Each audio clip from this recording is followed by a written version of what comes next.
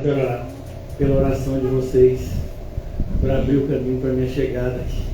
As dificuldades foram muitas, mas o Senhor tem nos conduzido.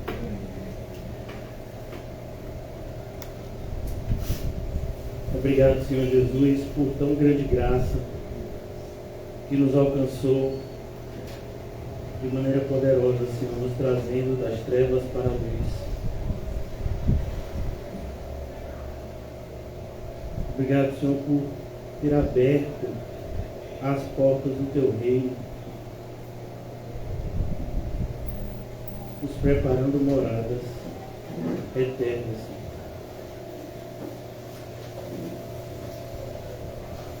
Obrigado, Senhor Jesus, por ter morrido em nosso lugar.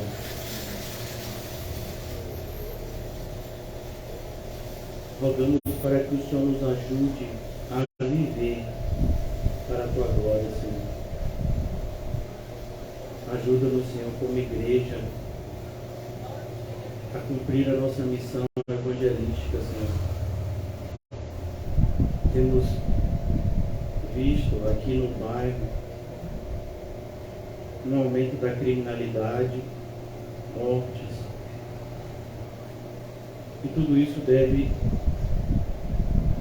nos impulsionar a cumprir a nossa missão, pois não sabemos o quanto tempo ainda temos aqui.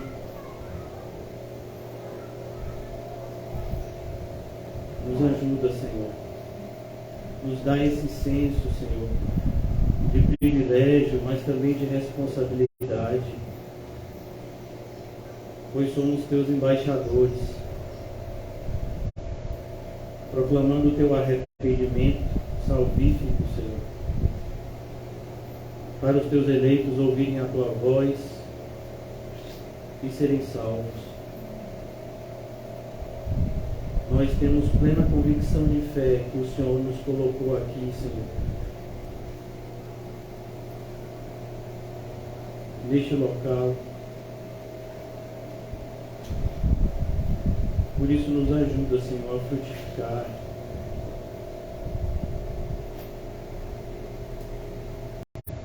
Livra-nos, Senhor, das preocupações que roubam a nossa força, o nosso vigor, a nossa devoção.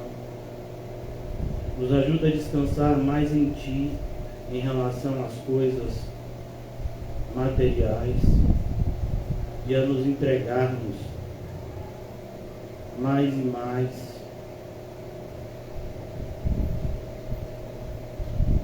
em relação àquilo que é espiritual, Senhor. Ajuda-me na exposição da Tua palavra, Senhor, que nada venha de mim, que tudo venha de Ti, Senhor. Que seja para a nossa edificação e santificação e para a Tua glória. Eu oro em favor de cada irmão e irmã, cada um de nós. Chegamos aqui de um jeito e o Senhor sabe qual. Como oleiro, Senhor. Que o Senhor nos amolde da maneira que Te aprouver, pois a Tua vontade é infinitamente melhor do que a nossa. O Senhor sabe muito mais como conduzir as nossas vidas do que nós mesmos, Senhor. Por isso clamamos pelo Teu auxílio, Senhor. Em cada escolha que devemos fazer, em cada atitude que devemos tomar, que seja o Senhor nos guiando pelo santo e reto caminho, Senhor.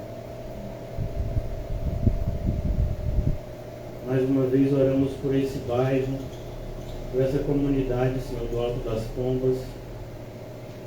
Nos concede, Senhor, sabedoria e poder para sermos Tuas testemunhas aqui nesse local, Senhor. Que a maldade do mundo não endureça o nosso coração em relação aos perdidos, mas que haja em nós, a começar de mim, Senhor, compaixão, misericórdia, amor, fazendo de tudo para com todos, para, se possível, salvar alguns, Senhor. Mais uma vez te agradecemos por preparar, Senhor, tudo para esse encontro nessa noite. Que haja, Senhor, santificação nas nossas vidas e glória, louvor e exaltação para o teu santo nome, eternamente. Em nome de Jesus, amém e graças a Deus. Amém, irmãos? Vamos abrir no livro de Atos, no capítulo 1. Hoje, mais uma vez, nós vamos iniciar do versículo 1 de Atos, só para recapitular um pouco daquilo que nós falamos ontem. No domingo nós fizemos uma introdução, então hoje nós vamos de fato dar um pontapé inicial no estudo no livro de Atos. E o título da nossa mensagem, nesses primeiros versículos,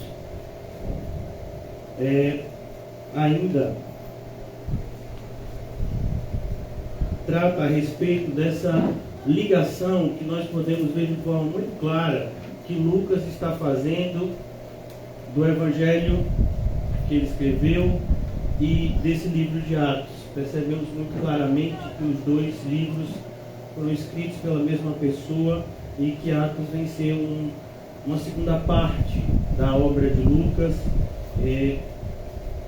E aqui, como em muitas obras literárias, nós vemos que Lucas ele pega um pouco daquilo que foi a conclusão do Evangelho e nós vamos ver aqui ele falando um pouco disso ainda, que essa despedida de Jesus, esse momento que Jesus esteve ressurreto com os seus discípulos, encorajando-os e comissionando a eles. E aqui Lucas ele traz um pouco mais de detalhes daquilo que ele falou de maneira assim por alto no final do capítulo 24 do seu Evangelho. Então o título hoje é Fortalecidos para seguir em frente. Como cristãos, nós necessitamos disso todos os dias. Mas há um momento específico em que esse fortalecimento acontece, para que depois ele continue a acontecer. É como, por exemplo, na nossa confissão de fé. A gente, como é que a gente entra na igreja? Como é que a gente se torna igreja? Pelo batismo. Mas nós praticamos um memorial que o próprio Senhor Jesus nos deixou, que é a nossa confirmação contínua da primeira confissão que fizemos no batismo, que é a Santa Ceia. Então, na Santa Ceia, somos sempre lembrados daquilo que a gente se comprometeu no batismo, do arrependimento que nós professamos, da fé em Cristo que nós professamos, do compromisso de ser discípulo de Cristo, pois ninguém pode se batizar se não está disposto a ser discípulo de Cristo. Então, mas ao mesmo tempo que a gente faz isso de uma única vez, pois o batismo é algo único, mas nós ceamos várias vezes. No caso da gente aqui, uma vez por semana, em outras denominações, uma vez por mês, em outros lugares, em toda reunião. Então, não há na Bíblia uma determinação no sentido de quantas vezes devemos ceiar por mês, por ano, por semana. Mas o que nós praticamos aqui desde o começo, tivemos esse direcionamento de fazer uma vez por mês, porque os cristãos primitivos tinham essa atitude também. Era no domingo que eles ceiavam. Eles tinham uma refeição em comum chamada de refeição ágape, e eles ceiavam normalmente, segundo nos apontam os livros históricos do cristianismo, uma vez por semana. Então nós aderimos a essa prática desde o princípio da nossa congregação, da fundação da congregação. Então, aqui nessas primeiras palavras de Lucas, antes, e é um hábito que a gente tem tido aqui, antes da gente começar a exposição dessas primeiras palavras, eu gostaria de mostrar para você que esse princípio que a gente está vendo aqui, nesses primeiros versículos, ele vai ser relembrado algumas vezes no Novo Testamento. E uma parte que eu queria mostrar para vocês é justamente algo que vai elucidar muito esse momento na vida dos discípulos e na nossa, que está em Efésios, capítulo 6, amém? Inclusive a palavra vai ser fortalecidos, né? Jesus, ele vai dizer a seguinte expressão: vocês receberão poder do alto. Mas a ideia é ser fortalecido, ser capacitado para desempenhar a missão que fomos comissionados. E como acontece isso? O apóstolo Paulo, escrevendo à igreja de Éfeso, ele fala sobre esse momento na vida do cristão, que começa nos nossos primeiros passos na caminhada cristã, mas que vai durar toda a nossa caminhada cristã. Todos os dias precisamos ser fortalecidos no Senhor para seguir em frente. Então, no versículo 10 de Efésios 6, quanto ao mais, sede fortalecidos no Senhor e na força do seu poder. Então, o apóstolo Paulo está dizendo aqui que nós devemos nos fortalecer, mas a gente não vai conseguir força em nenhum local da terra, em nenhum elemento da terra, por assim dizer. Então, o local onde nós obteremos essa força necessária é no Senhor. Então, devemos buscar o Senhor para que Ele nos conceda força. E aqui, como que o apóstolo Paulo, essa escrita do Novo Testamento, muitas vezes há uma repetição, com outras palavras, com o propósito de dar ênfase ao que está sendo dito. O que acontece aqui, e na força do seu poder. Então, a expressão, ela quer dizer mais ou menos a mesma coisa do que a gente lê no começo. Então, somos fortalecidos no Senhor, que tem força e poder para nos fortalecer. O próprio Senhor Jesus disse em Mateus 28, todo poder me foi entregue no céu e na terra, e eu estarei com vocês. Essa promessa de que o Senhor está conosco não é uma promessa de que Ele está apenas nos acompanhando na caminhada. Não. É que Ele está nos fortalecendo na caminhada. Ter o Senhor Jesus ao nosso lado significa estarmos protegidos, estarmos guiados, estarmos guardados. Então, a companhia de Jesus vem junto com essa proteção, fortalecimento, poder. Mas aqui no versículo 11 ele diz: revesti-vos de toda a armadura de Deus. O apóstolo Paulo vai usar alguns elementos da armadura do soldado romano para fazer uma analogia a respeito daquilo que o cristão precisa ter na sua vida necessariamente para que ele venha combater o bom combate da fé. Revesti-vos de toda a armadura de Deus para poder ficar firmes. Mas diante de quê? Contra as ciladas do diabo. Irmãos, eu não sei o que você fez hoje. Talvez eu nem me lembre do que eu fiz hoje. De tudo que eu fiz hoje. Mas eu sei o que o diabo fez hoje. Na sua vida e na minha. Eu não preciso de bola de cristal. Eu não preciso de revelação extra. Eu tenho a Bíblia, você também. O diabo passou o dia todo armando ciladas. O dia todo. Algumas a gente viu, outras a gente não viu. Algumas a gente pode ter até caído. E o pior, nem percebeu. Porque é esse ardil que ele tem. Daí a necessidade de estar firme. A cilada, ela está no caminho. E nem sempre a gente vê. a palavra cilada aqui fala justamente de uma armadilha escondida. Não é algo que você vê e se desvia.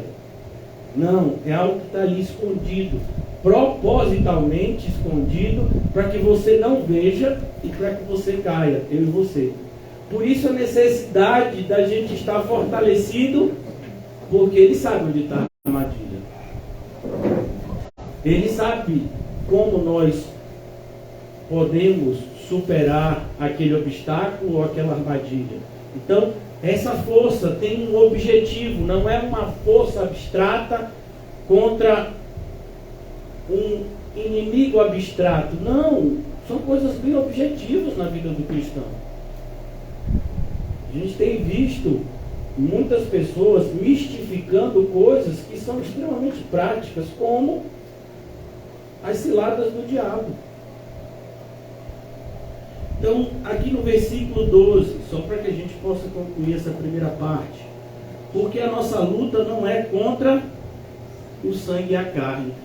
Aí já começou, porque a maioria de nós, pelo menos eu, na minha fraqueza, olho para determinadas pessoas que me fazem alguma coisa que eu não gosto e não gosto do que foi feito. E a tendência da gente é o quê? É orar. Aleluia! Não, a tendência da gente é revidar. Ontem, quando eu estava voltando com o irmão Mateus, passou uma pessoa assim bem abençoada, um motoqueiro que estava com aqueles negócios de entrega, bateu no retrovisor, meu filho, empenou todo o retrovisor e foi embora. Ainda bem que deu para botar no lugar. E o carro nem é meu, emprestado. Então, a gente precisa entender, não é aquele motoqueiro que é meu inimigo. Porque se fosse em outro tempo, talvez a gente saísse em busca do motoqueiro para tirar satisfação, e aí, como é? Não é ele que é meu inimigo. Não é esse o foco daquela situação. Naquela situação é o meu coração. Como é que eu vou olhar essa pessoa? Que sentimento eu vou ter por essa pessoa? Né? Então, aqui é preciso que a gente veja isso. Nós estamos vivendo num país que está extremamente dividido politicamente. Pessoas que estão se odiando, até às vezes da mesma família, porque tem visões políticas diferentes, estão às vezes até sem se falar, como se o nosso inimigo fosse de carne e sangue. Então, se os políticos que subiram agora para o poder, né, nessa eleição, algumas pessoas não gostam desses políticos, né? Mas por quê? Eles não são nossos inimigos. Ah, mas eles são corruptos. Mas de fato, a grande maioria é isso mesmo. Mas isso não é o problema. O problema do mundo não é a corrupção. O problema do mundo é o pecado. A corrupção é só um dos sintomas do pecado. Tem muitos outros. Então aqui ele diz, não é contra carne e sangue. E por que eu estou dando ênfase? Porque aqueles homens iriam pregar o Evangelho. Inclusive Pedro ressalta isso nos seus primeiros sermões para os judeus. Quem foi que gritou crucificam contra Jesus? Os judeus, que vão ouvir uma parte desses, com certeza, que estavam em Pentecostes e estiveram na Páscoa. Porque essas festividades oficiais, Pentecostes, Páscoa e a festa dos tabernáculos, todos os judeus que moravam perto de Jerusalém, eles eram obrigados a comparecer. Então, com certeza, muitos desses que estiveram na Páscoa, gritando crucificam para Jesus, foram ouvintes do sermão de Pedro. Pedro vai dizer, inclusive, que essas pessoas eram culpadas de matar Jesus, mas que havia misericórdia para aquele que se arrependesse. Então, a gente é chamado para pregar como Jonas, mas não devemos fugir como ele. Então, é como Jonas, mais ou menos, que é chamado para pregar para uma nação que assassinou os seus antepassados. os ninivitas. E esse é o motivo de Jonas não querer ir. Não é porque Jonas não queria fazer a vontade de Deus, é porque ele tinha um coração, né, ainda com uma série de limitações em relação aos ninivitas. Tanto que na parte final, quando o Senhor não mata os ninivitas, ele fica o quê? Aleluiado? Oh, aleluia, todo mundo se salvou, glória a Deus. Não, ele fica indignado. Sabia que o Senhor não ia perdoar esse povo. Eu queria que eles fossem, que o destino deles fosse pior do que o de Sodoma e Gomorra, né? Isso é Jonas, o evangelista. Então é preciso que a gente tenha essa armadura, irmãos, porque senão a gente vai pregar sem amor, e sem amor é inútil. Inútil. Principalmente pra gente. Sem amor, os nossos pés não vão ser bonitos, vão estar sujos. Então é preciso que a gente entenda: a nossa luta não é contra carne e sangue, está ouvindo, Nizam? E sim contra os principados. Esse é o nosso inimigo, irmãos. Eu acho assim, olha, é maravilhoso a gente ter uma visão do céu. É maravilhoso a gente ter uma visão do céu. É maravilhoso a gente ter, sabe, uma visão espiritual assim do Senhor Jesus, a sua glória, a sua majestade. Todas essas visões descritas na Bíblia, como cristão, temos a autoridade de enxergá-las pela fé. Mas uma das coisas que muda a vida de um cristão é quando ele tem a visão dos demônios ao seu redor. Para que a gente entenda que aqui não é brincadeira.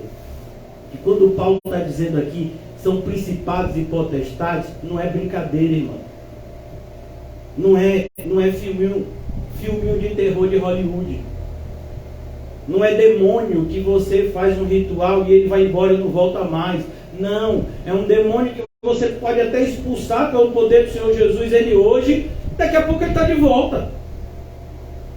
Por quê? Porque ele tem autoridade para estar aqui até a volta de Jesus. O príncipe deste século, inclusive, é o que a Bíblia diz, enganando os incrédulos e usando cada ser humano que não é regenerado como seu instrumento para fazer o mal. Percebeu porque em uma casa 5 pessoas se levantarão contra 2 e 2 contra 3 em uma casa? Então, se você tem um cônjuge e ele não é regenerado, o diabo pode e vai usá-lo para te esfriar e para fazer coisas. Se você tem um companheiro, uma pessoa que mora na casa com você, seja um familiar, uma pessoa que você divide a casa, né? A pessoa não é regenerada, vai ser um instrumento. E você vai ter que ter essa visão espiritual que seu inimigo não é aquela pessoa. Que se você, por exemplo, vamos imaginar, né, uma visão acadêmica, você está dividindo o quarto com uma determinada pessoa, e aí você vê que essa pessoa várias vezes é usada pelo mal contra você. Você diz que eu vou pedir para ser trocado de quarto. Aí você vai para um quarto com outra pessoa e aquela pessoa é pior. A outra tinha um demônio, essa tem 7. Porque a nossa luta não é contra carne e sangue. E nós não somos chamados a fugir da batalha. Quem faz isso são os covardes, que não entrarão no reino dos céus. Nós somos chamados para combater o bom combate da fé. Quem tem que fugir é o diabo, não a gente. Sujeitai-vos a Deus, resistir ao diabo e ele... Mas parece que hoje o versículo mudou. Ficar com medo do diabo, fugir dele, e Deus no final salva alguém. Parece que é mais ou menos assim. Porque é todo mundo com medo. Eu já vi na igreja gente dizendo: pastor, eu não vou, quando o senhor fizer evangelismo assim, nem me chame, porque eu tenho medo de retaliação. Retaliação espiritual. Eu falei: como é isso? É assim, você está fazendo a obra de Deus, vem o diabo e te persegue. Eu digo: meu filho, você é cristão? A pessoa disse: sou. Eu digo: então ele já está me perseguindo, está repreendido. Eu digo: mas, então assim, só tem duas hipóteses. Eu dizendo isso para essa pessoa que nunca mais veio se aconselhar comigo. Eu dizendo isso para essa pessoa: só tem 2 hipóteses. Ou é Deus que está irado com você, ou é o diabo que está irado com você. E aí? Não, pastor, eu não quero ninguém irado comigo. Eu sou neutro.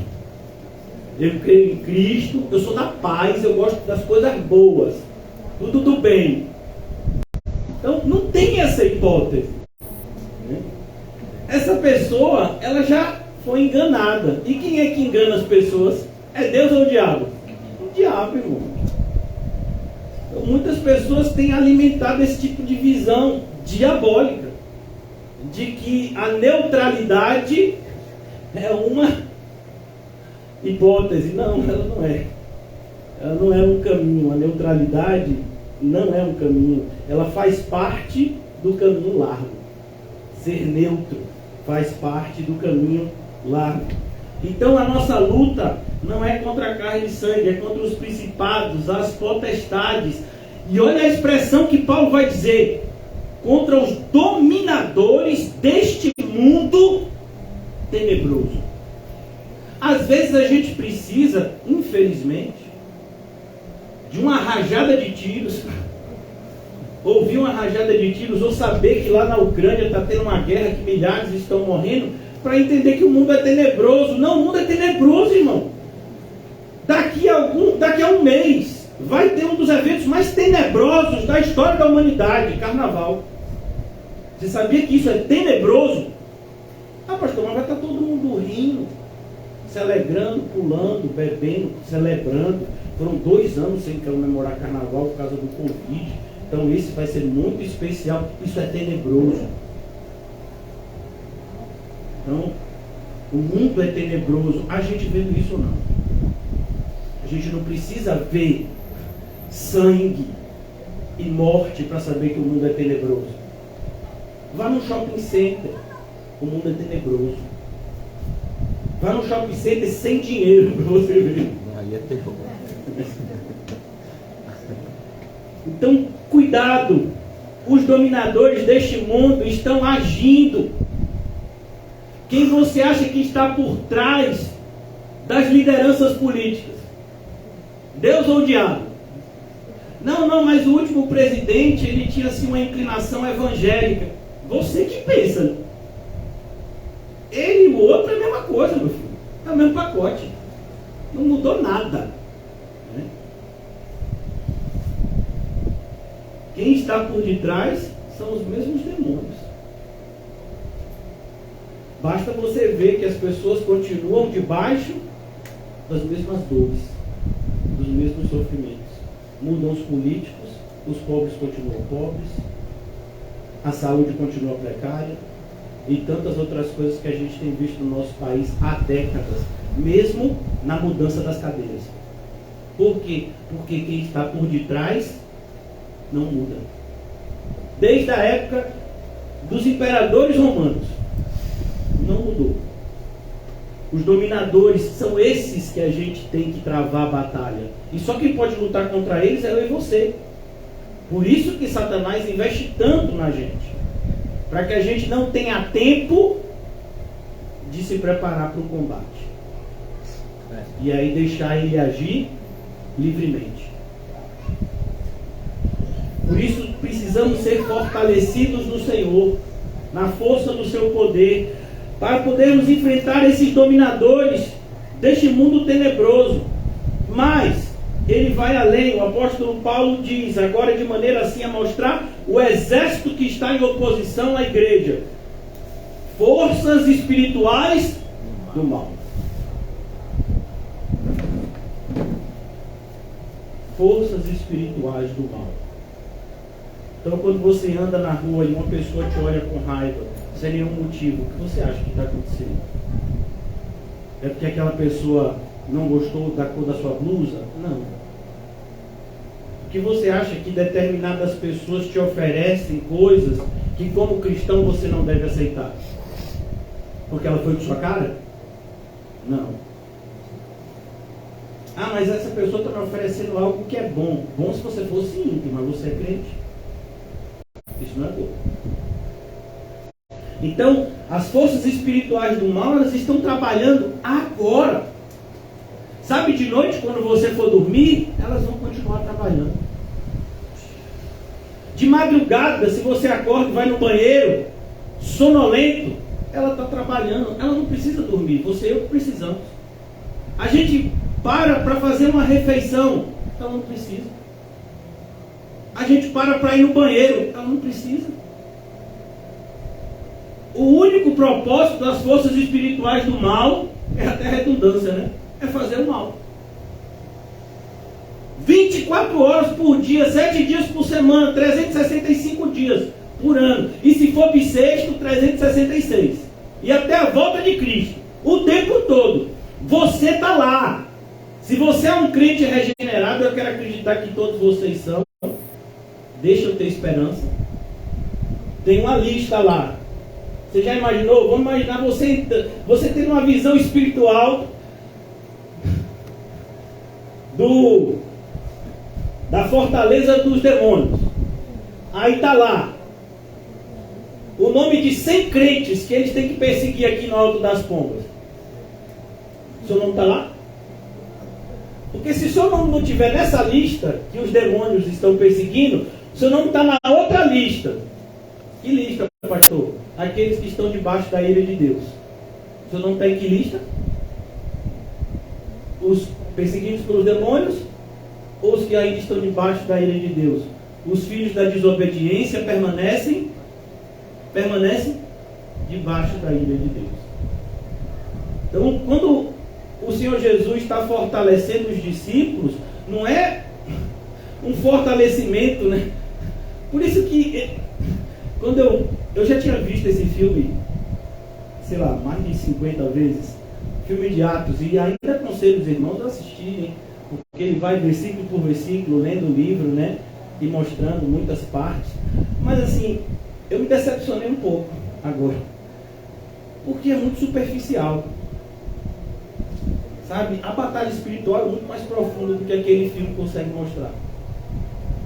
Nesse primeiro momento de Atos aqui, o que o Senhor Jesus está fortalecendo esses discípulos é justamente para isso. Quem é, por exemplo, que tenta colocar medo em você e em mim quando a gente se sente impulsionado pelo Espírito Santo a evangelizar uma pessoa? Aí a gente ouve aquela voz: ai não, mas a pessoa não vai lhe dar atenção. Quem você acha que está falando essa voz para você? Será que é Deus? Você sentiu uma vontade que veio de Deus, de evangelizar aquela pessoa que está ali. Mas agora não. Você tem tanta coisa para fazer, vai perder tempo com isso? Perder tempo, imagina. Ele está o tempo todo, irmão. Sem parar. Falando coisas no seu ouvido e no meu, e a gente nem percebe muitas vezes. Por quê? Porque ele sabe disfarçar a voz. Tem gente que fica, né, perplexo quando vai no centro espírita. Eu já fui. Já frequentei o espiritismo 2 anos. E você vê pessoas assim que estão possuídas, eles dizem que é por espírito, a gente sabe que é por demônios, né? A pessoa que está possuída pelo espírito, pelo suposto espírito, ela muda a voz. Se você não tiver assim, né, bem fundamentado na doutrina espírita lá, você sai correndo. Muda a voz, muda o trejeito, muda até a forma de andar. Rapaz, primeira vez que eu vi, eu fiquei com medo. Só não levantei para não sentenciar que eu era medroso, né? Mas por que a pessoa faz aquilo? Porque o demônio pode imitar um anjo de luz, não pode imitar seu parente morto. Ah não, mas psicografou a carta com detalhes que só fulano sabia. Era uma intimidade minha e de minha tataravó morta. Aí fulano psicografou. Vulcão! E vulquinho, mas agora não é espírito, rapaz. Morreu, é céu e inferno. Vulcão! A pessoa vai se sentir ofendida. Mas é assustador, porque os espíritas dizem que são cristãos. Ó. Não é assustador? Mas eles têm o evangelho segundo. Mas Jesus disse por meio de Paulo que é anátema, ainda que um anjo vindo do céu. Então eu estou dizendo isso, irmãos, porque a gente está lutando contra demônios o tempo todo e nem percebe. seu ambiente de trabalho, no seu ambiente de estudo, na sua moradia, dentro da sua casa, é contra essas forças do mal que você está lutando, contra essas forças do mal que eu estou lutando. E a gente não ter noção disso, já é uma vitória para ele. Uma das maiores armas de Satanás é tentar convencer a você e a mim que ele não existe, ou que ele não está agindo atrás de cada situação que a gente vê. Mas Paulo deixa bem claro aqui: forças espirituais do mal nas regiões celestes. Regiões celestes, irmãos, não é lá o céu, não. A ideia aqui é de uma realidade que se cruza com a nossa, mas que a gente não é capaz de ver, porque essas forças espirituais, elas são invisíveis. Algumas vezes a gente pode visualizar, pode, se Deus quiser, pode. Mas você já pensou dormir todo dia e ver o demônio que fica na porta da sua casa? Pastor, nenhum demônio fica na porta da minha casa. Eu já ungi, dei as 7 voltas de Jericó. Foi. Peguei o óleo de Israel, a água santa do Jordão, e lá na minha casa, o demônio fica a 2 quilômetros dela. Eu digo, é ilusão sua, né? Ele vive ao redor. Já imaginou? Terminou o culto, você está indo para casa, aí você vê um ser assim de uns 5 metros de altura, com a capa preta. Mas, quem é você? Eu sou o demônio que lhe acompanha. Você está me vendo agora? Só agora? Porque eu estou lhe acompanhando já há alguns anos. E você só está me vendo agora? Então é preciso que a gente tenha, quando a gente fala visão espiritual é isso, irmão. Porque acreditar que Deus existe é acreditar também que as forças espirituais estão atuando contra nós. Para que a gente não acredite em Deus da maneira correta, não adore a Deus da maneira correta, e o diabo já triunfa. Vou dar um exemplo para vocês. Quando a gente estuda o bezerro, e a gente já fez isso aqui recentemente, quando a gente estuda o episódio do bezerro de ouro, lá no livro de Êxodo, você sabe como foi que os judeus chamaram aquele bezerro de ouro, não foi? Jeová, Senhor. A ideia é, a gente continua adorando o Senhor. Agora só a gente dá um formato de bezerro para ele. Mas a gente continua adorando o Senhor. Na igreja evangélica a gente vê isso o tempo todo. Pessoas com a Bíblia na mão e fazendo coisas contrárias ao que está escrito na mão delas. Elas nem leem, né? Mas elas têm a Bíblia na mão, igual a sua, igual a minha. O bezerro de ouro continua todos os dias. Então é perigoso, irmãos, que a gente não enxergue as forças espirituais do mal, porque elas estão nos enxergando. E para a gente seguir em frente, a gente precisa ser fortalecido espiritualmente. Espiritualmente. Portanto, tomai toda a armadura de Deus, para que possais resistir no dia. E quando é o dia mau? Todo dia. Todo dia, irmãos, pra gente. Não, pastor, mas tem dia que tem dia mais alegre do que outros. De fato, mas isso não significa que o inimigo arma cilada até na nossa alegria, irmão. Às vezes acontece, né? Um exemplo. Davi está com uma alegria enorme, porque ele conseguiu a Arca da Aliança e ele está trazendo a Arca da Aliança para o território que ela nunca deveria ter saído, que é do meio do povo de Deus. A Arca da Aliança está voltando agora e ele está tão alegre, irmãos. Tão alegre que nem pensou direito no que estava fazendo. Aí chamou um sacerdote que estava menos diligente ainda, chamado Uzá, para ser responsável por esse deslocamento da arca. E aí a arca está vindo para o território e todo mundo está alegre, e todo mundo está comemorando, e é maravilhoso. E aí o carro de boi, que a arca estava lá e não deveria estar, porque não era assim que deveria ser transportada a arca, começou a balançar e a arca ia cair. O sacerdote colocou a mão na arca e o que aconteceu? Morreu. Todo mundo ficou com medo. Ficaram com tanto medo que pararam o transporte da arca na hora. Quem mora mais perto aqui é um tal de um Obed-Edom. Então deixa lá na casa dele. Se ele tiver que morrer, morre ele. Mas Deus abençoou a casa dele durante 3 meses. Aí disseram, não, agora pode trazer ela de volta, mas traga da forma certa. Então até em coisas de muita alegria, o diabo ainda continua por detrás. Mesmo aqui na igreja. Momentos de muita alegria, a gente tem que, evitar ser conduzido pela emoção. Quem nos conduz é o Espírito. Pastor, que maravilha! Essa semana 30 pessoas estão querendo se batizar. Cuidado, viu? Pode ter Judas, Demas. Vamos com calma. Vamos ver os frutos primeiro. Então, a gente tem que ter muito cuidado para que as nossas emoções não sejam usadas pelo diabo, inclusive as emoções boas. Porque o Senhor nos concede muita alegria, sim. A gente tem muito que agradecer a Deus todos os dias.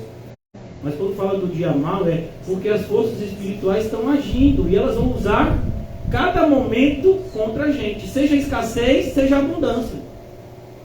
Na escassez, para a gente se desviar do caminho do Senhor. Na abundância, para a gente ser avarento, em vez de ser generoso. Então, seja em qualquer momento, o diabo vai vir para nos tentar. E a gente tem que estar fortalecido. Por isso que eu me dediquei, a mostrar para vocês essa passagem antes da gente ler os primeiros versículos de Atos. Hoje eu quero falar com vocês somente os 5 primeiros versículos de Atos. Por quê?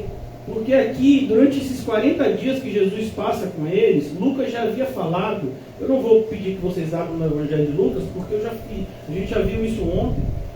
O Senhor Jesus abriu os olhos deles para que eles entendessem a palavra. Está lá em Lucas 24. Quando o Senhor Jesus ressuscita, aparece entre eles, ele abre os seus olhos e eles veem a palavra. Agora aqui em Atos capítulo 1, a continuação desse momento, escrevi o primeiro livro, ó Teófilo. E esse Teófilo aqui é maravilhoso. Muitas pessoas argumentam que esse Teófilo seria uma pessoa de alto poder aquisitivo e que Lucas teria escrito para essa pessoa. Irmãos, pode até ser, mas eu acho maravilhoso, porque Teófilo significa amigo de Deus. Então, que bom, porque o livro de Atos foi escrito para aqueles que em Cristo são amigos de Deus. E amigos aqui não no sentido de uma amizade, mas no sentido de reconciliados. Pessoas que estavam em inimizade pelo pecado com Deus e por meio de Cristo agora são trazidos para o lado de Deus. Ó Teófilo, relatando todas as coisas que Jesus começou a fazer e a ensinar. Olha a importância de você conhecer Jesus. E conhecer Jesus significa necessariamente conhecer os seus ensinos. Tem pessoas que só querem saber de Jesus da parte que ele faz milagre e cura doente. Mas na parte dos ensinos, é muito comum a gente ouvir nas igrejas de hoje, eu não gosto muito de doutrina. Mas doutrina é uma palavra que significa um conjunto de ensinos. Então, como assim você não gosta do ensino de Jesus? Então você não gosta dele. Porque não tem como você separar as duas coisas. Inclusive os milagres de Jesus eram não para satisfazer a você e a mim, mas para testificar o seu ensino de que ele era de Deus. No Evangelho de João, inclusive, o cego de nascença que é curado, ele diz: olhe, uma coisa eu sei, Deus não ouve pecadores, mas se eles fazem a vontade de Deus, Deus o ouve. Ele dando testemunho a favor de Jesus, porque os fariseus estavam falando mal de Jesus, e ele defendendo Jesus lá, corajoso. Então, que a gente possa entender como é importante se dedicar a conhecer os ensinos de Jesus. Até o dia em que, depois de haver dado mandamentos por intermédio do Espírito Santo, então ele deu mandamentos para a sua igreja. Perceba como esses mandamentos, eles estão necessariamente, eles nos são entregues necessariamente com a capacitação não somente para viver uma vida debaixo desses mandamentos, mas para ensiná-los. Eu quero, deixo marcado aqui rapidamente, só para que você possa entender o que Lucas está fazendo aqui, no capítulo 1 de Atos, é o que Mateus vai escrever no final do seu Evangelho. Capítulo 28 do Evangelho de Mateus, a grande comissão. Capítulo 28, versículo 18. Jesus, aproximando-se, falou-lhes, dizendo: toda autoridade me foi dada no céu e na terra. Ide, portanto, e fazei discípulos. Fazei.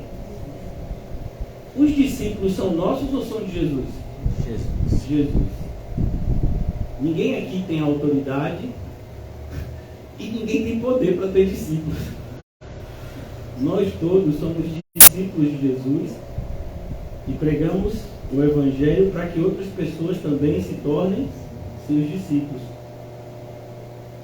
Fazer discípulos de todas as nações. Então não tem esse negócio de movimento nacionalista, nem cristão que tem algum tipo de preconceito contra alguma etnia ou contra alguma parte geográfica do planeta. Não, o cristão não tem isso.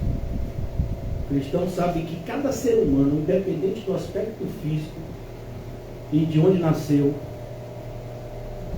nasceu em pecado. E todos carecemos do Evangelho, para que possamos nos arrepender. E o Evangelho é capaz de salvar pessoas de todos os povos, tribos, línguas e nações. Então, mas essa pessoa nunca, esse tipo de gente que vive adorando ao Deus Sol, ao Deus Lua, nunca vai se voltar a Cristo. Você que pensa. No passado, muitos se voltaram a Cristo. Muitos índios foram evangelizados e se voltaram a Cristo. Pessoas das mais diversas etnias se voltaram a Cristo. Ide, portanto, e fazei discípulos em todas as nações, batizando-os em nome do Pai, do Filho e do Espírito Santo. Uma clara evidência da trindade do Deus Uno. Ensinando-os, olha a importância, ensinando. Como é que é o discipulado? É isso aqui que a gente está fazendo. Todo culto é um discipulado. Toda vez que a gente se reúne, mesmo que não seja num ambiente de igreja, imaginar que os irmãos se reuniram para tomar sorvete. Eu sei que os irmãos não gostam muito de comer, né? O pessoal se reuniu para tomar sorvete, ou então assim, a avó de Mateus vai fazer uma rodada de coxinhas. Aleluia. E os irmãos vão lá visitar a casa do irmão Mateus, né? Vão começar a conversar a respeito das coisas de Cristo. Recebo. Pode chegar alguém e dizer: vem cá, vocês são da igreja de Mateus? Mateus me disse uma vez que o evangelho de vocês não é igual ao que essas igrejas aqui pregam pedindo dinheiro. Como é esse negócio de evangelho assim, genuíno? Aí você senta lá comendo coxinha, né? Não, você para de comer a coxinha, em nome de Jesus, alma, deixa para depois. Né? Porque a prioridade é o evangelismo. Né? E aí você evangeliza aquela pessoa, é mesmo? Aí você, agora vamos comer a coxinha. Para a glória de Deus, aleluia. Então, nós temos a oportunidade de ensinar, seja aqui dentro da igreja, seja fora da igreja. Nós estamos presos a essas quatro paredes. Né? Ontem, por exemplo, nós estávamos em uma associação de moradores de um bairro, evangelizando, pregando, ensinando, como a gente faz toda segunda, pela graça de Deus. Ensinando-os a guardar. E a ideia de guardar aqui é guardar num cofre. A ideia é que você tem que mostrar para as pessoas que esse mandamento que você está ensinando é precioso. Mas como é que a gente pode dizer para alguém que é precioso determinados ensinos de Cristo se a gente não tem qualquer devoção ou reverência com ele? É como eu já vi pessoas dizendo assim, né? Vocês também já devem ter visto, né? Olhe, vá para a igreja. Mas a pessoa não vai. Você vai ver, às vezes, um pai, uma mãe, um tio dizendo: olhe, lê a Bíblia. Mas ele não lê. Então, que a gente tem que fazer. Por isso que, se Deus permitir, a gente vai chegar nesse ponto, né? O Senhor Jesus nos chama para ser testemunhas. Então, eu testemunho o ensino de Cristo de que forma? Vivendo Ele. E também pregando. Mas vivendo o que eu prego. Por isso é muito perigoso quando a gente tem visto uma igreja onde parece que os ensinos são coisas assim completamente desvinculadas da maneira de viver. Tem pastores, eu particularmente já fui, né, ensinado virtualmente por pastores, que você vê claramente que eles não praticam aquilo que eles estão ensinando. É como se você tivesse uma aula de geografia, uma aula de química, de física, a pessoa está ali ensinando um monte de coisa ali, mas ali não é coisa que ele faz. Ali para ele é só a teoria, e ele está passando essa teoria para você. Então, hoje em dia, muitas igrejas se tornaram isso, né? São apenas mini seminários, onde as pessoas vão, aprendem até doutrinas que são corretas, mas elas não são estimuladas e nem cobradas a viverem uma vida de santidade. Esse é o nosso papel. Quando está falando de estimular ao amor e às boas obras, significa inclusive cobrança. É como, por exemplo, um bom pai, ele só vai ver o boletim do filho na última unidade? Não, cada unidade. Primeira unidade já saiu? Cadê, Carlota? Aí você vê, né, todo mundo recebendo, só o seu filho que diz, não, no meu caso não saiu. O professor se confundiu. Se for igual a meu pai, meu filho, vai na secretaria. Né? E aí descobre que você estava mentindo. Meu pai fazia isso até quando eu estava na faculdade. Na faculdade de Direito, primeiro semestre. Tá, os colegas tudo rindo da minha cara. Seu pai estava na secretaria. Suas notas na mão, diz que quer falar com você. Então, isso é um pai. E Deus é muito mais que isso. A igreja deve ser esse referencial, onde os mais velhos estão ensinando, estimulando os mais novos e cobrando também. Vamos lá, meu irmão, e aí? Vamos lá, o que é isso? Já aprendeu? Já aprendeu a pular corda? Pula corda! Não, é porque pular corda é assim, você pega uma corda com a mão, outra com a outra, você faz um ângulo de 95 graus. Não, meu filho, não é assim não, eu quero ver a prática. Então, eu já até dei esse exemplo, né, que eu vi num livro, de um pastor falando sobre como os cristãos têm se relacionado com o ensino bíblico hoje. Então, é como uma mãe, né, vamos imaginar, tem algumas mães aqui, e diz para o filho ou para a filha, olha, arrume o seu guarda-roupa, viu? Tá muita bagunça. Isso de manhã, de noite quando eu chegar, eu quero o seu guarda-roupa arrumado. Aí você chega de noite, olha o guarda-roupa, está mais bagunçado que de manhã. Aí você pergunta para o filho ou para a filha, e aí, você arrumou? Eu disse, eu pesquisei na internet. Como se escreve, arrume o seu guarda-roupa. Eu sei falar agora em inglês, alemão. Eu sei falar em hebraico, como se arruma um guarda-roupa. Eu sei, inclusive, como você deve arrumar por cores, que gavetas você tem que usar. E por que você não fez? Então, a gente gosta muito, e o diabo vai nos ajudar, muitas vezes, da gente ser ótimos teóricos. E debater muito teoria. Para quê? Para a gente não ter tempo de se preocupar com a prática. Porque é a prática que evidencia se somos crentes. Jesus terminou o Sermão do Monte dizendo isso. O homem sábio é aquele que só ouve. Ele ouve e ele pratica. Então vem qualquer tempestade e a casa fica lá. Mas aquele que ouve e não pratica, a tempestade vem e a casa caiu. Olha onde vem a expressão. Na Bíblia. Então, cuidado, para a casa não cair. Firme ela, ensinando a guardar todas as coisas que vos tenho ordenado. E eis que estou com vocês todos os dias. Quem é que está aqui com a gente hoje? O Senhor Jesus. Por isso que, independente da gente ter uma visão de seres do mal, eu sei que Jesus está comigo. Por isso que crente de verdade, irmãos, não fica orando para Deus enviar anjo. Por quê? Porque Jesus está dentro de mim. Deus mora em mim, o Espírito Santo. Então, eu me sujeito a Deus. Eu resisto, mais uma vez, o versículo de Tiago, ao mal, ao ataque. E ele vai parar.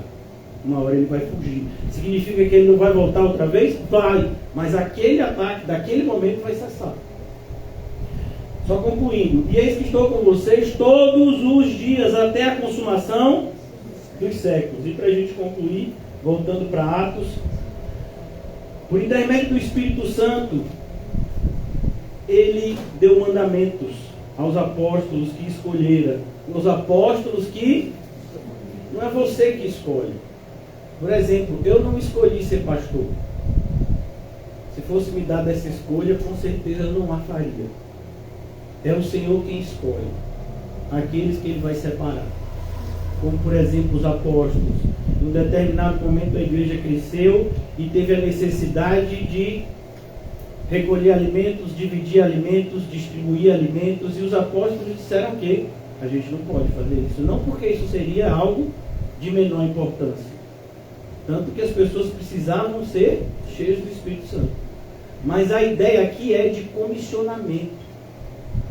Quando o Senhor chamou eles, não chamou eles para fazer isso. Chamou eles para pregar a palavra. Nós nos dedicaremos ao ministério da oração e da palavra. Então os apóstolos receberam essa missão. Como por exemplo Timóteo recebeu esse chamado. Tito recebeu esse chamado. Então é importante que a gente tenha, você tem que saber para que o Senhor te chamou. Não é algo que alguém aponta o dedo e diz, você é isso, não. Você tem que saber. A estes também, depois de ter padecido, se apresentou vivo, com muitas provas incontestáveis, aparecendo-lhes durante 40 dias. Em 40 dias, sempre na Bíblia você vai ver, isso é um ciclo. Quantos dias Moisés ficou no monte? 40 dias. Quantos dias Jesus ficou no deserto? 40 dias. Então 40 dias é um número bastante significativo do ponto de vista, né, do Antigo Testamento e da revelação de Deus. Significa um ciclo, né? Um ciclo completo. Então o Senhor ficou o tempo necessário. É sempre assim. Jesus não vai antes, não vai depois, ele não chega antes, ele não chega depois. Ele faz tudo certo, da forma certa. Tudo que ele faz é perfeito. De maneira que as ordens que ele deixou para a gente cumprir, a maneira como ele determinou que a igreja deve ser igreja, não precisa ser mudada. E nem, entre aspas, como alguns dizem, melhorada ou contextualizada para a nossa geração moderna. Não. O que Jesus ensinou é perfeito. Portanto, não deve ser alterado. Não pode sofrer qualquer mudança. Devemos simplesmente conhecer, nos maravilhar, acreditar e cumprir.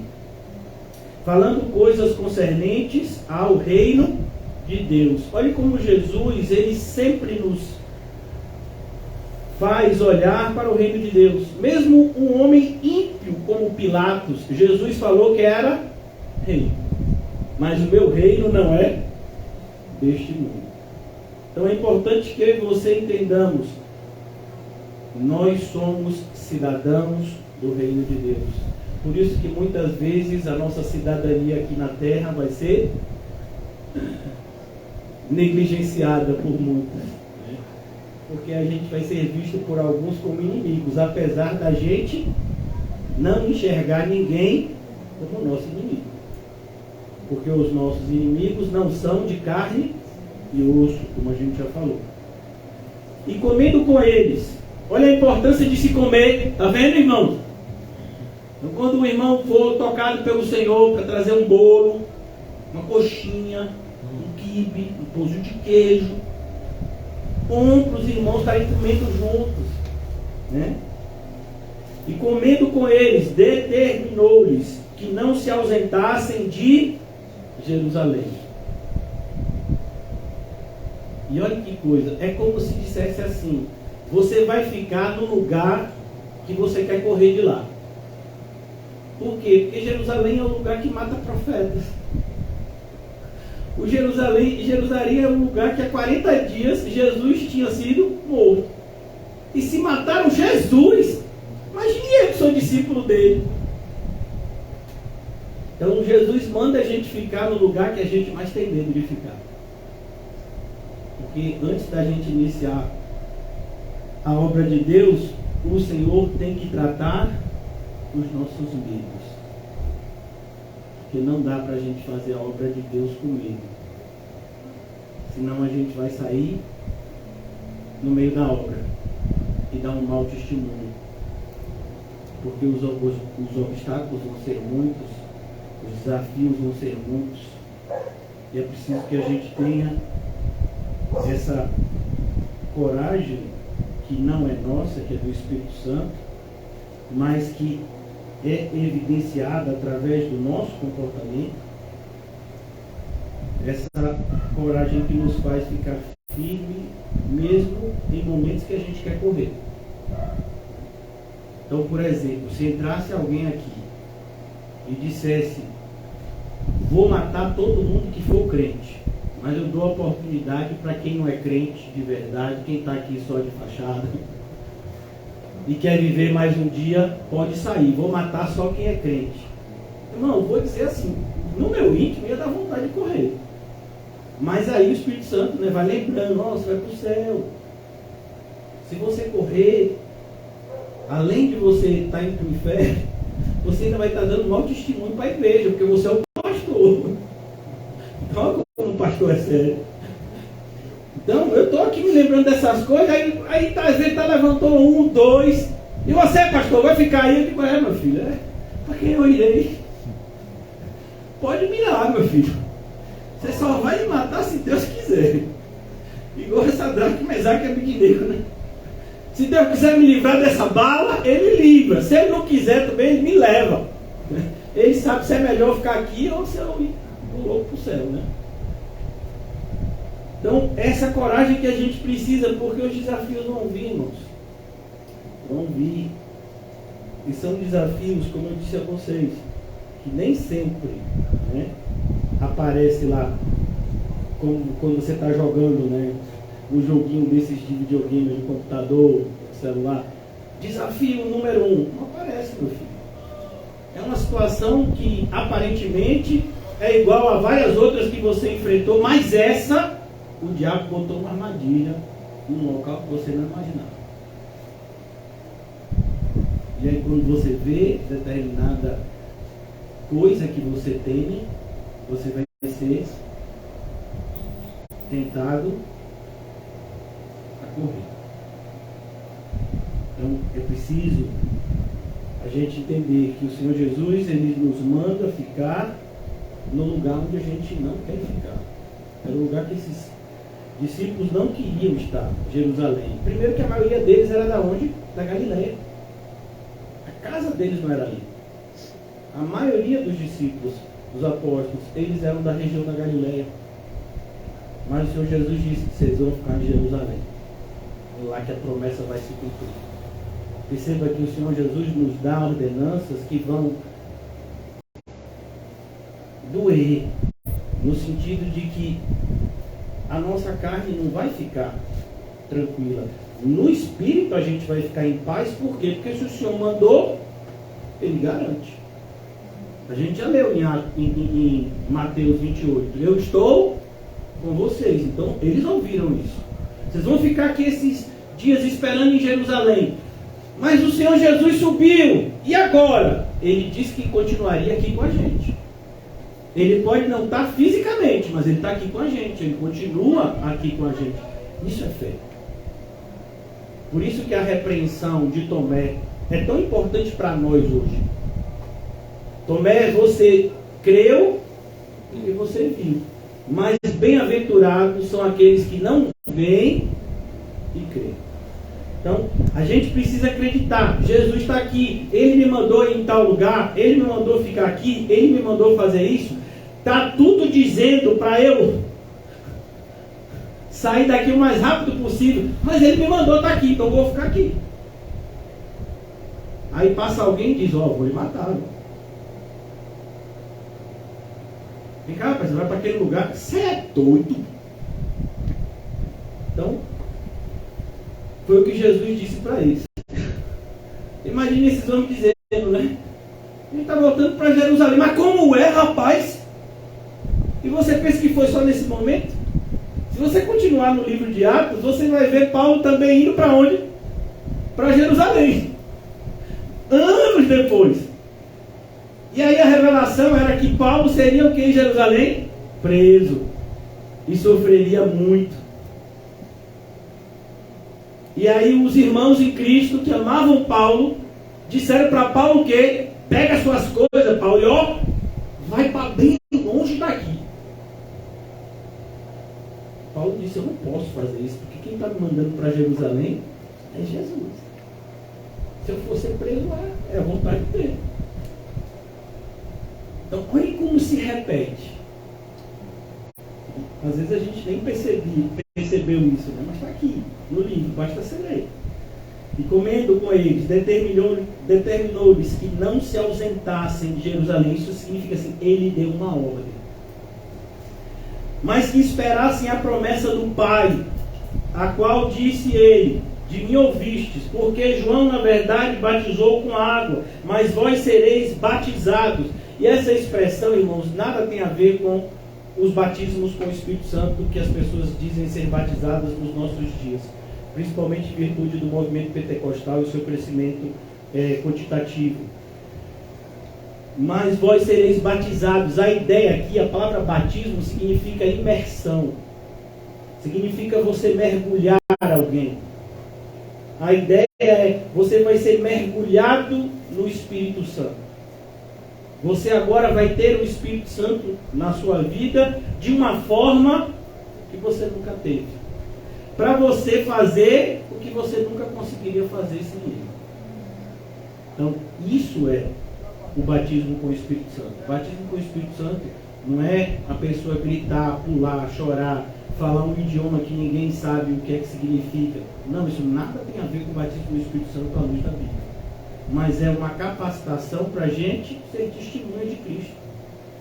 E se você já é uma testemunha de Cristo, como eu acredito que a maioria de vocês já são, é porque vocês já foram batizados com o Espírito Santo. Então a gente não busca ser batizado com o Espírito Santo de novo, ou ser batizado no Espírito Santo no estágio 2, né? Não, a gente busca viver uma vida cheia do Espírito Santo.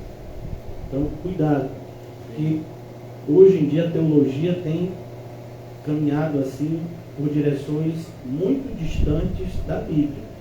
Então aqui ele diz, vocês serão imersos não muito depois destes dias. E eu quero concluir aqui. Olha que coisa, como a revelação do Senhor Jesus, ela vai exigir de nós fé. Porque ele não fala tudo, ele fala o que a gente precisa saber. Então, ele não disse vão ser 10 dias. Então o povo está lá. 5 dias, 6 dias. E aí, será que vai ser 100? Será que vai ser igual a pessoal no deserto, 40 anos? Será que vai ser igual a Abraão esperando Isaac, 25 anos? Ele disse que a gente esperasse. Falou assim, desses dias. Mas assim, para o Senhor um dia é como 1000 anos. 1000 anos é como um dia. Então, e aí? Será que aqui ele estava falando assim, no sentido assim, né?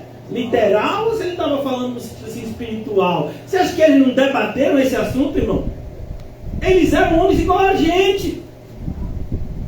Então se coloque no lugar dessas pessoas. Porque o sentimento que você tem é o sentimento que eles tiveram. A diferença é que eles obedeceram. Né? E a gente vai obedecer também a partir de hoje. Em nome de Jesus, almas, corpos, espíritos. Né? Começando por mim. Então o Senhor Jesus, ele fala o que a gente precisa saber. Por exemplo,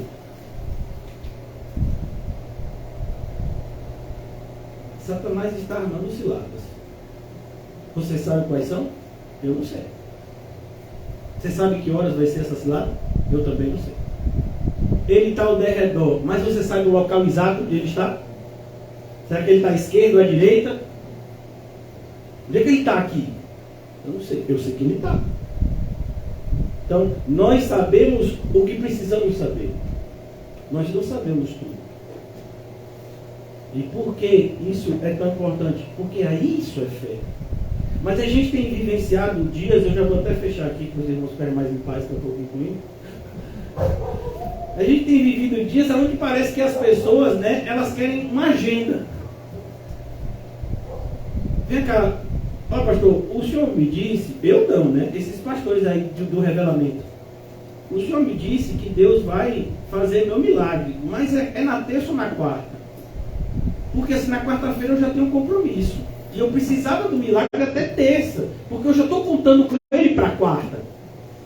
Sabe, o compromisso da quarta, eu preciso do milagre da terça. Será que vem na terça? E se vem na terça, é antes das 18 horas ou depois?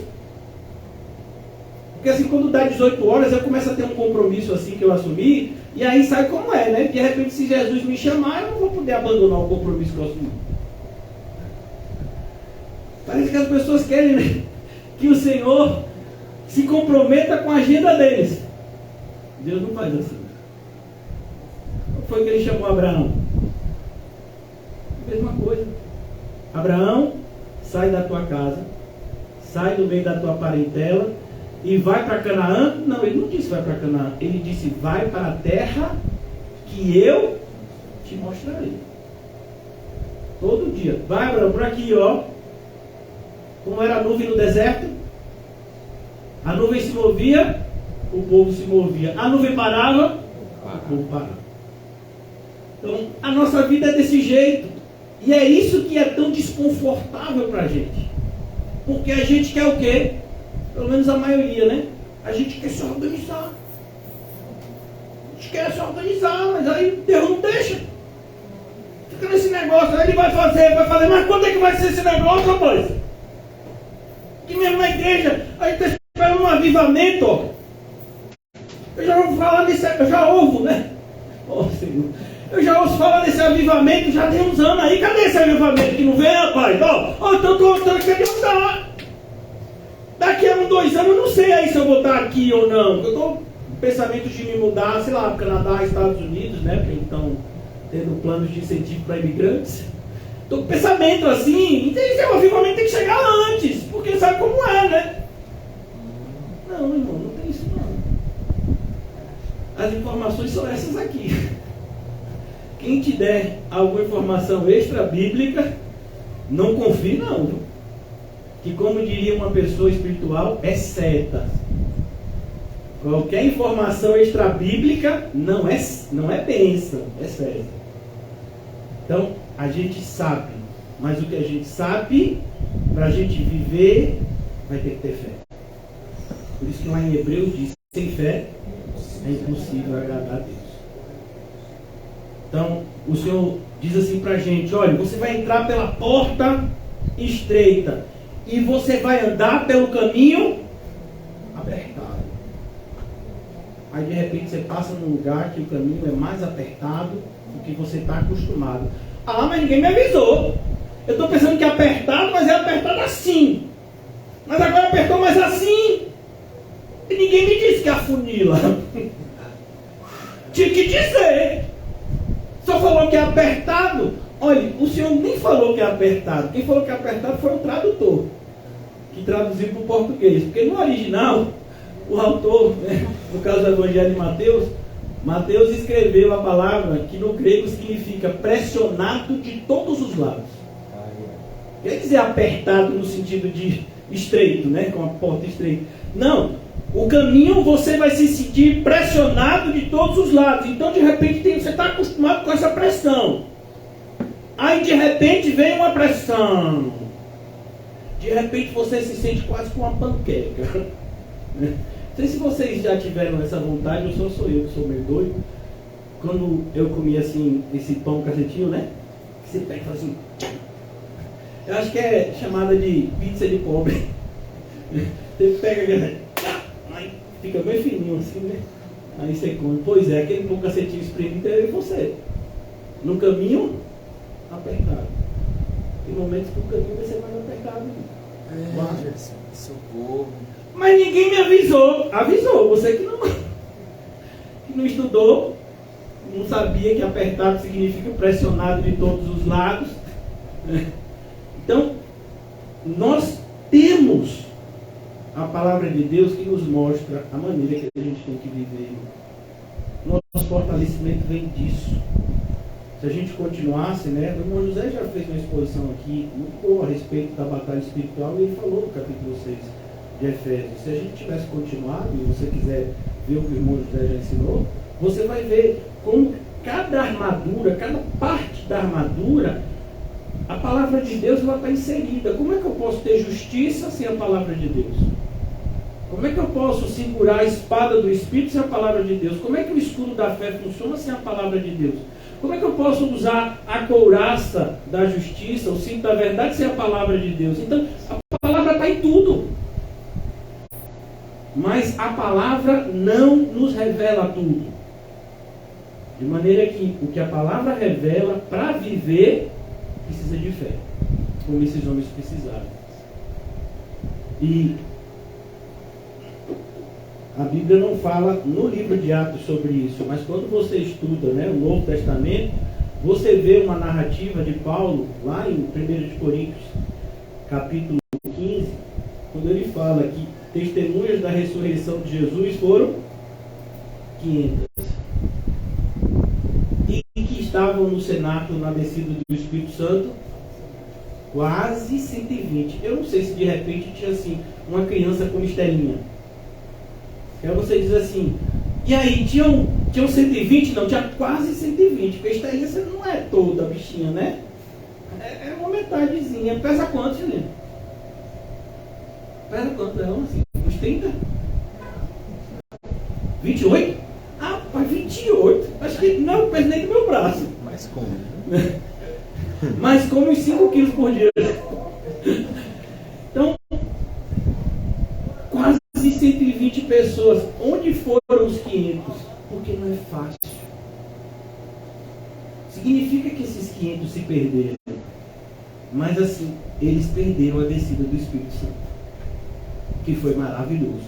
E que nunca mais vai se repetir. Todo esse negócio aí de o novo Pentecoste, isso tudo é mentira do diabo.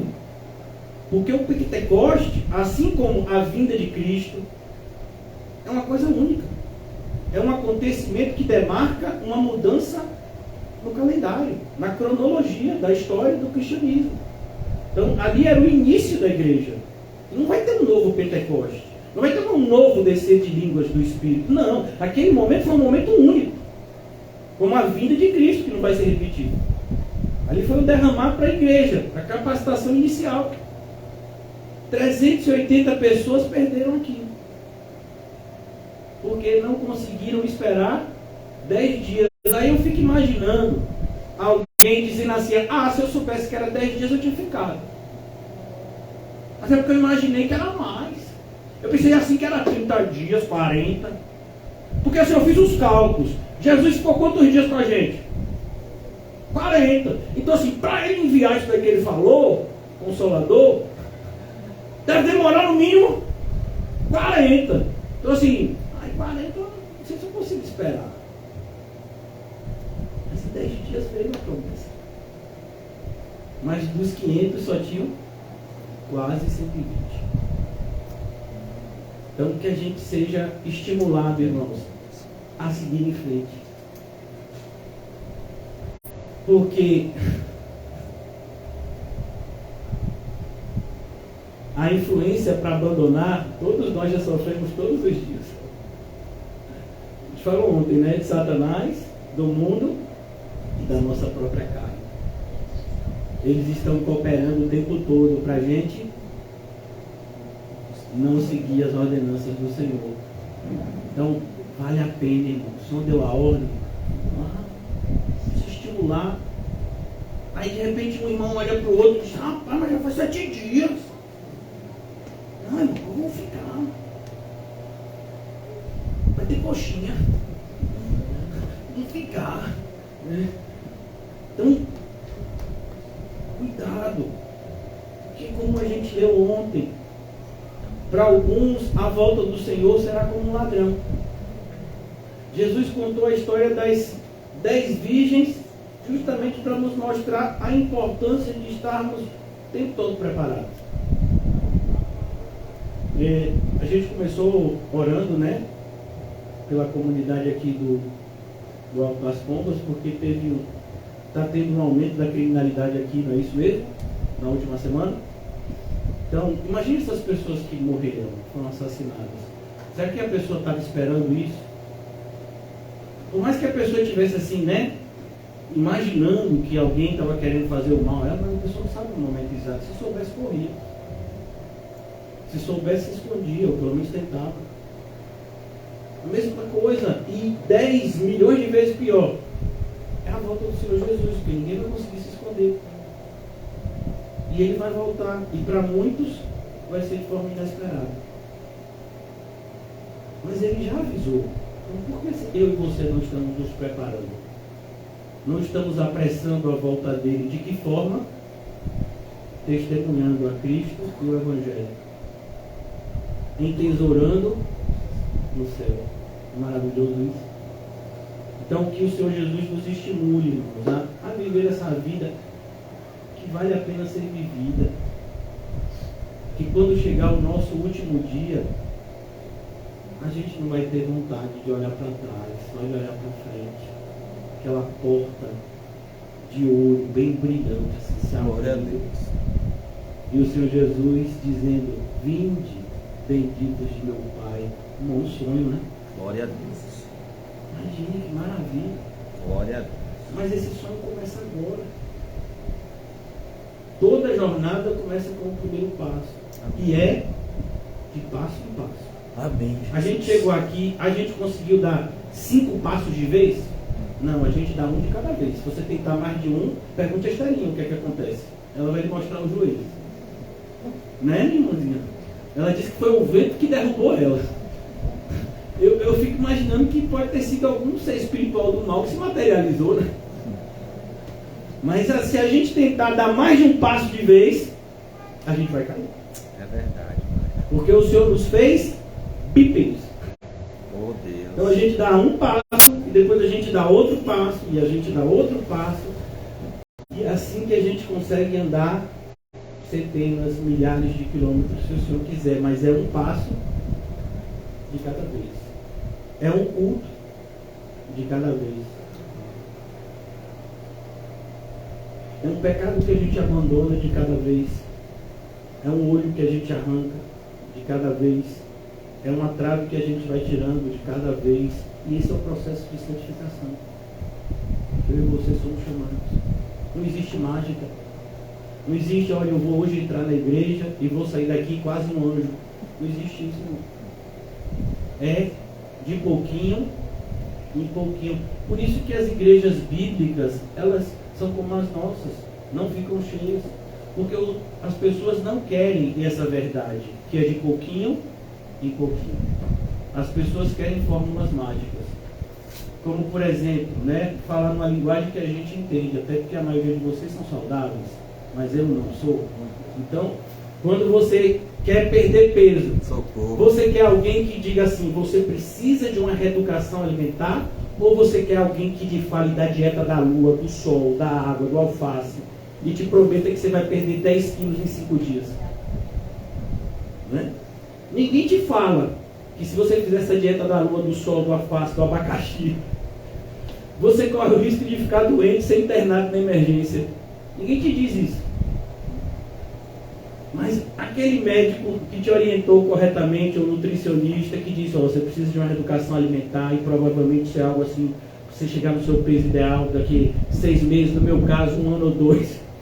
Verdade, Jesus. Que nada, que homem pessimista! Ele não sabe da minha força de vontade. Se ele disser assim, como só alface, eu como. Mas o corpo não se sustenta só com alface.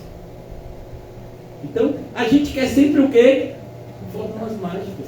Por isso que as falsas igrejas estão aí, ó, abarrotadas. Toda falsa igreja tem uma fórmula mágica sendo pregada por um falso profeta. Aí você entra numa igreja bíblica e diz, vai demorar, vai doer, vai arder, de pouquinho em pouquinho. Mas assim, pastor, para eu ficar aquele crente, sabe, aquele crente assim, quase chegando no céu, com a auréola na cabeça. Quanto tempo vai demorar? Meu irmão, isso deve acontecer assim, um segundo antes de você entrar no céu. Na glorificação já. Você já fechou o olho aqui e está entrando no céu. Quando a gente estiver aqui, a gente está crescendo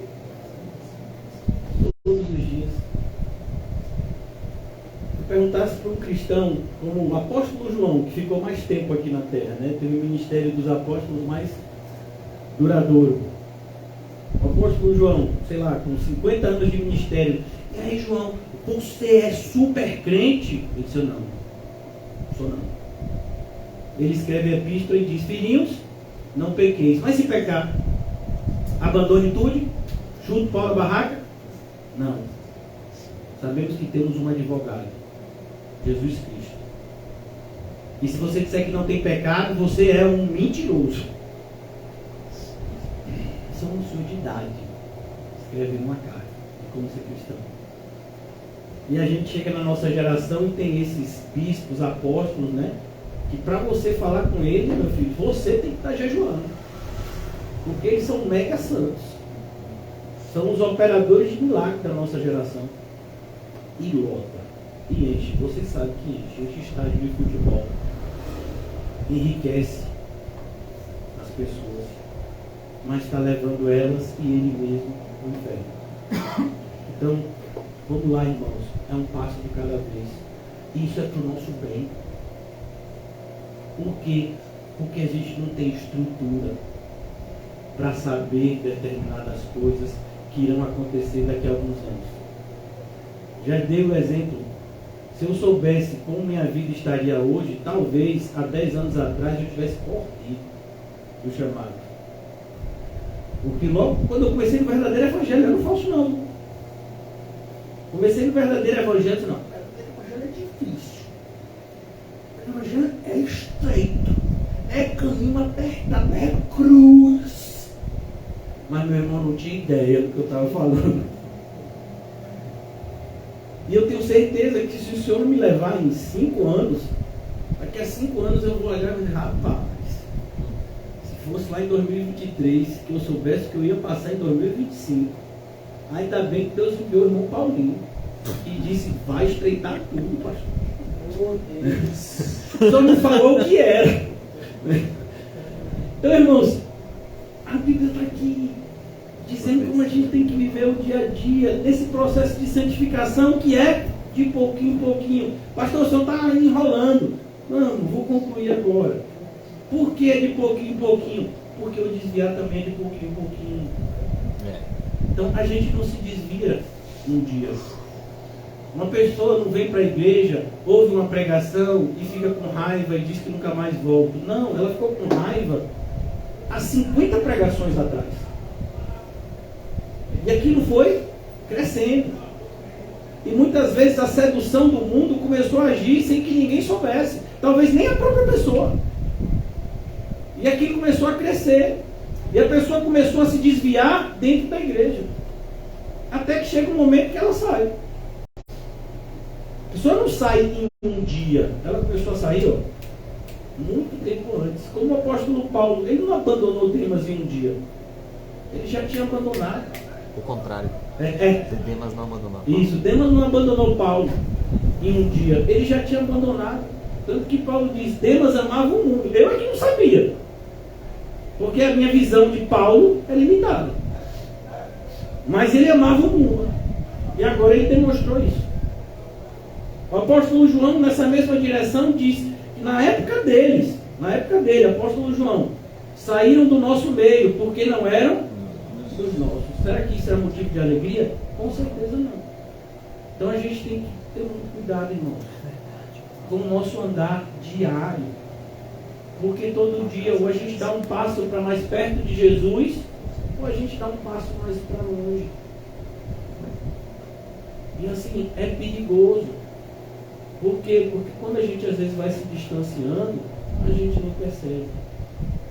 O esfriamento espiritual é algo, muitas vezes, para quem está se esfriando, imperceptível. Então, que o Senhor nos ajude nesse crescimento progressivo, que é a única forma da gente saber que não está se esfriando. É quando a gente está para o seguinte: fortalecidos para seguir em frente, um passo de cada vez, uma luta de cada dia. E é assim, sem fazer planos mirabolantes como a gente costuma fazer no começo do ano, né? Esse ano muda tudo na minha vida. Esse ano eu vou ler a Bíblia 17 vezes. Esse ano eu vou aprender a falar hebraico, aramaico, grego e, se der, inglês, como o irmão Paulinho, para louvar junto com ele. O irmão Paulinho vai ser por enchimento espiritual. Eu não, vou ter que estudar mesmo os livros lá de inglês, de idioma. Então, irmãos, por que a gente faz esses planos se a gente sabe que não dá conta? É um dia de cada vez, irmão. E a gente só aguenta isso, irmão. Que o Senhor nos ajude a nos manter nessa humildade. Se o Senhor escolheu dessa forma, uma das coisas que a gente tem certeza é para nos manter humildes. Porque nenhum super crente, nem o crente que começou no seu primeiro dia de cristão, podem andar na caminhada cristã diferente. É sempre um passo de cada vez. Um passo de cada vez. Que o Senhor nos ajude a um passo de cada vez nos tornarmos mais parecidos com Cristo, nosso Salvador. Glória a Deus. Obrigado, Senhor Jesus, por estar conosco nessa caminhada, Senhor.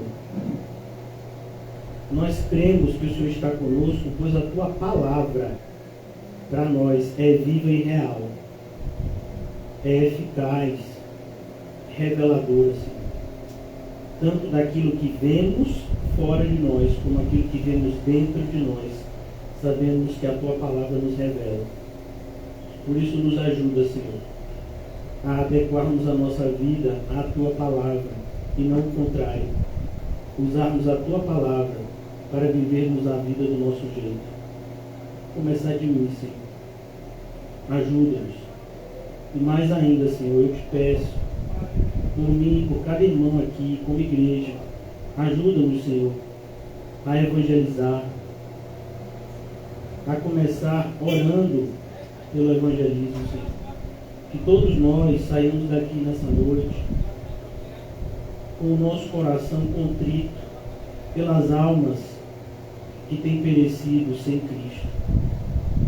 Sejamos motivados pela comissão que recebemos de levar a Tua graça salvadora, Senhor, a todos e em todos os lugares, Senhor. Nos orienta, Senhor, nesse caminho, mas não nos deixa, Senhor, ficarmos infrutíferos, mas que estejamos todos os dias crescendo na graça e no conhecimento de Ti e evidenciando a nossa salvação por meio da santificação e das boas obras que de antemão fomos preparados para andar nelas. Nos abençoa, Senhor, e nos leve em paz. Em nome de Jesus, amém. E graças a Deus, saúdem-se mutuamente com uma alegria santa e maravilhosa, entendendo que ser crente é a melhor coisa do universo. Amém.